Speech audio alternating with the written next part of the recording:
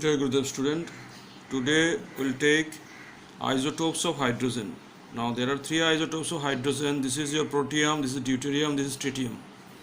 Now all these isotopes, number of proton is 1, 1, 1. Number of electron is also 1, 1, 1.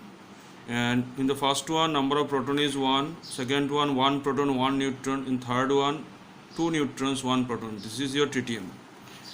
Now it is 99.99% of protium in the atmosphere. Then this is 0.0156% deuterium, and it is 10 to the power minus 16%. It is formed in the upper atmosphere.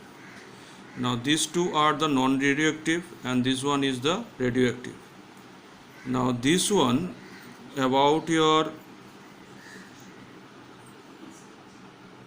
tritium, it is produced by radioactive reactions. Nitrogen react with neutron, gives you carbon and tritium. So these things you have to remember. Now chemical properties of isotopes are same due to same electronic configuration. Now if I write the electronic configuration of protium, it is 1s1. If I write electronic configuration of deuterium, it is also 1s1. If I write electronic configuration of tritium, it is also 1s1. So these things you have to remember. It is found that in case of chemical reaction, the speed of the reaction differs. For example, the reaction between protium and chlorine is 13.4 times faster than the reaction between deuterium and chlorine. Similarly, protium absorbs more quickly in charcoal compared to the deuterium. So what you are getting that the reactions slower.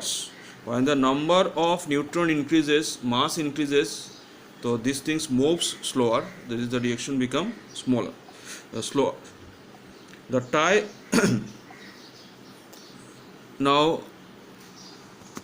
this type of difference in properties due to the difference in atomic masses is called isotope effect.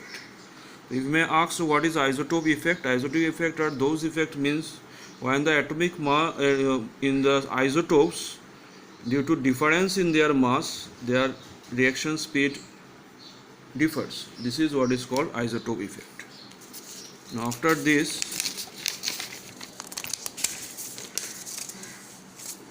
we will take hydride.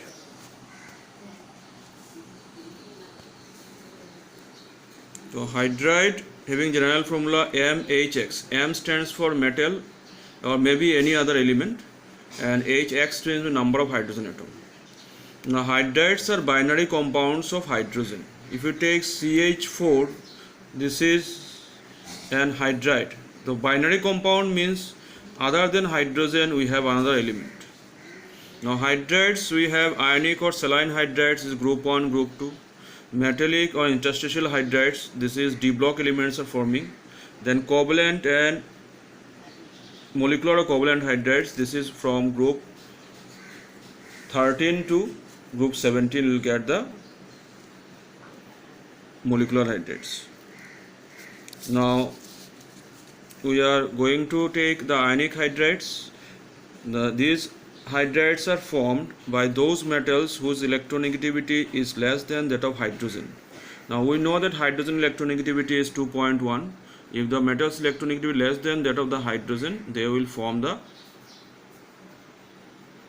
ionic hydride. For example, BeH2, MgH2. Now these ionic hydrides having some exception. For example, however, BeH2 and MgH2 are covalent polymeric structures.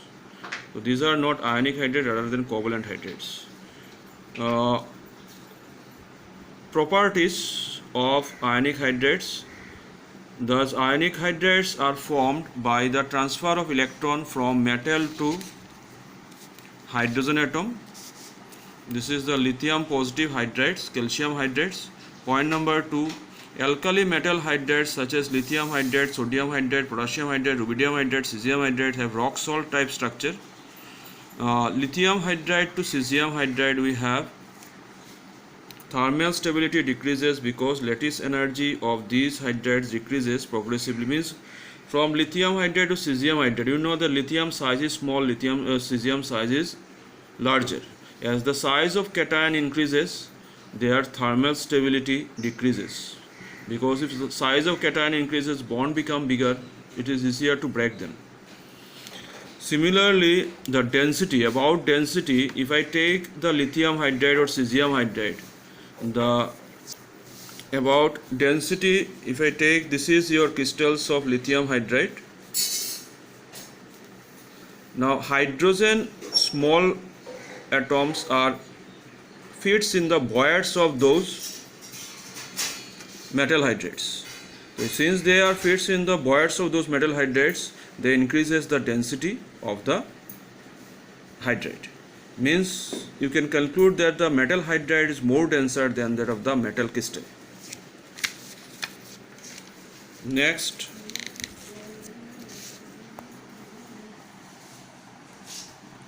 they have high melting point and boiling point. Obvious, these are the ionic compounds, high melting point and boiling point. Now that hydrogen liberates at anode as H2, and if it is sodium metal, it is liberated at cathode. Now except lithium hydride, they burn in air. Lithium hydride is stronger, it does not break easily. Burn in air on heating due to their decomposition into hydrogen, which is inflammable. So CaH2 solid, that is forming hydrogen, calcium solid and hydrogen gaseous form. So they react so violently in air that the hydrogen produced is catches fire. This hydrogen produced is catches fire, and this fire cannot be distinguished by using carbon dioxide, because carbon dioxide again reduced by the metal hydride. So we have to use sand to extinguish that fire. Now next point is that they are powerful reducing agent, especially at high temperature. Now this boron trifluoride reacting with sodium hydride, forming boron hydride and sodium fluoride. So we are getting sodium fluoride. This is they are reducing agent, means that boron takes that hydrogen, is reduced, then silicon takes hydrogen, it is reduced. This is silane, SiH4, this is silane. Now one point is that they cannot be used in the aqueous solution because they react with the water, so they cannot be used as reducing agent in aqueous solution. Next point, lithium hydride is unstable at moderate temperature. Lithium hydride is unstable at moderate temperature. So lithium hydride become unstable at moderate temperature. If you give little bit of heat, it breaks down. So that hydrogen and aluminium react to form other important hydrides. For example, lithium aluminum hydrides, lithium borohydrides can be produced from the lithium hydrides. Why these are important hydrides? Because these are strong reducing agent and used in the organic synthesis. Similarly, sodium hydride, when reacts with B2H6, forming sodium borohydrides. So in the next class we will take the other hydrates. Thank you.